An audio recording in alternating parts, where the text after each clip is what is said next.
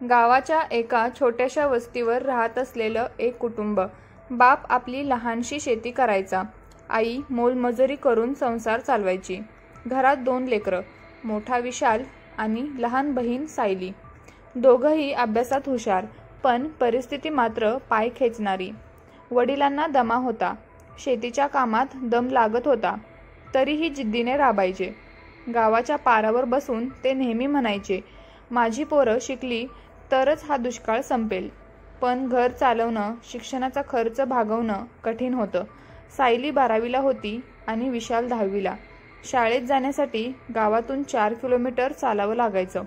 उन्हाळ्यात जळणाऱ्या रस्त्यावरून चालताना पाय भाजायचे आणि पावसाळ्यात चिखलानं अंग माखायचं.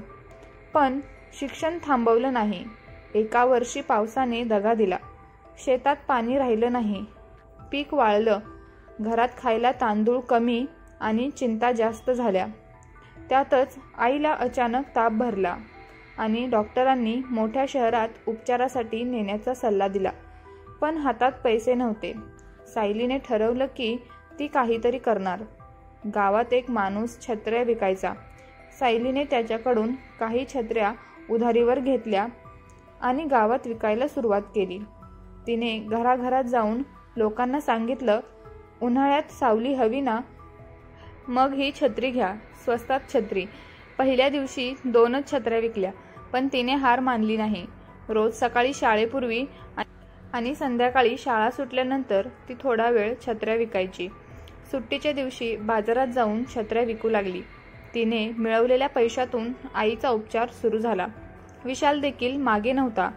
त्याने शेतात शेवटचं उरलेलं गहू विकून काही पैसे आणले. दोघांनी मिळून घर सावरण्यासाठी प्रयत्न केले. सायलीच्या मेहनतीचं फळ मिळालं.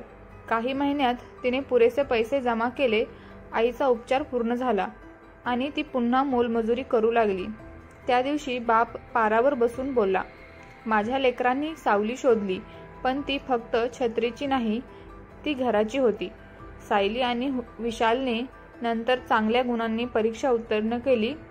सायलीने पुढे वाणिज्य शाखेत प्रवेश घेतला आणि आज ती बँकेत नोकरी करत आहे. विशाल इंजिनियर झाला. त्यांनी शिकून स्वतःच्या सावलीत फक्त स्वतःचं नाही तर इतरांचंही आयुष्य थंडावलं. आता ते गावातल्या गरीब मुलांना मदत करतात, जेणेकरून कोणालाही गरिबीमुळे शिक्षण सोडावं लागू नये. ही कथा दाखवते की परिस्थिती कितीही वाईट असली तरी जिद्द, मेहनत आणि सकारात्मक दृष्टिकोन याने मार्ग नक्की सापडतो. माणसाने सावली शोधायची, पण फक्त झाडाखालीच नाही तर त्याच्या मेहनतीची. ही कथा तुम्हाला कशी वाटली? तुमची प्रतिक्रिया नक्की कळवा.